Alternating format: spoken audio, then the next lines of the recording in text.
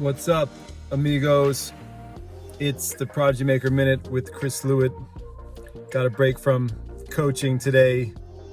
As you may know, I'm the former #1 for Cornell University, pro circuit player, elite junior development coach, and author and educator, author of The Secrets of Spanish Tennis and the Tennis Technique Bible. Today, since I've been working with juniors all morning, wanted to talk about what I think is the worst shot in junior tennis. And it's the overhead. It's the smash. I think we can all agree that it's pretty bad out there in the 10 and unders, 12 and unders, and even in higher age divisions. The overhead is the worst shot in junior tennis. I first got that idea I was studying in Florida with Andy Brandy, who's an amazing coach. He's kind of a legend. He worked for the USTA for a long time, and now he's coaching back in college, but his name's Andy Brandy. And he always said that the worst shots in junior tennis were the overhead, and then he sort of joked also he joked about the overhead. Everyone jokes about the overhead. And he also mentioned ball recognition. So in his mind, for the legend Andy Brandy, it was the overhead and ball recognition. And that always stuck in my mind that young kids really struggle with recognizing, for example, when to attack and when to defend. That's very common. So as coaches, especially serious development coaches, we need to work on that aspect, how the players are reading the ball and the court and making good decisions.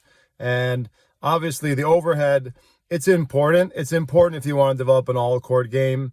If you don't believe in that, if you don't believe in developing the volley and the net game that much, maybe the overhead's not that high priority in your mind. But you got to have a strong overhead as you get to higher age divisions. So it's important to get some work on it when the kids are young. Obviously, the most important thing for me, especially from a Spanish point of view, for young kids is to develop the groundies, the forehand and backhand, the movement, really good movement and positioning. And you can build ball recognition into that. That can be part of the work that you do with the positioning. So players learn how to attack short balls and move up to short balls, learn how to defend against deeper, tougher balls. So ball recognition can be part of that.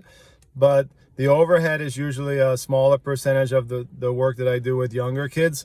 But as the kids start to learn to attack the net and they become more aggressive with their mid-court game and their front-court game, the overhead is super critical, because when you get to the elite national level in 12 and unders and 14 and unders, if you do try to come to net, and of course higher, if you do try to come to net, the other player will always test your smash. They'll always throw up a lob. And even if you have really good volleys, if your overhead is weak, good players will find that weakness. So I think it's little bit of funny thing to say that the worst shot in junior tennis is the overhead, but it's so true. You see really bad smashes. You see players at the high-level tournaments even where they play great baseline, do a good approach shot, maybe even make the volley, but then miss the smash. So it's very common. On the flip side, if you're a junior player or you're coaching a junior player, if you're a parent and you're in a tournament, especially a tournament outside, your kid's in a tournament outside, use the lob. Use the lob against anyone who's small and tries to attack the net, because typically the overheads are quite poor, and you're going to win a high percentage of those points if you go to the lob. A lot of players will only pass left and right, like cross-court or down the line, but the pass above, when you go upstairs, when you go up top with the high lob, especially outside with the sun and wind, I mean, that is a very, very good and successful strategy in junior tennis, especially at the younger age divisions where the overhead is weak. So what's the worst shot in junior tennis? It's probably the overhead. And then in an ode to Andy Brandy, who was very generous to allow me to study with him back in the day at Boca, the USTA, the former USTA high performance headquarters, player development headquarters in Boca. I remember good times studying there. Ball recognition is the other big weak area for juniors. So chew on that, guys. What do you think? Do you agree? Do you have another shot or aspect that you think is the weakest in junior tennis? Maybe the serve for a lot of kids. That would probably be high on the list. If you like this Prodigy Minute, please consider watching my big show or listening to my podcast, The Prodigy Maker Show. And it's available on all the podcasting platforms and also on this YouTube channel. See you guys on the next Prodigy Maker Minute.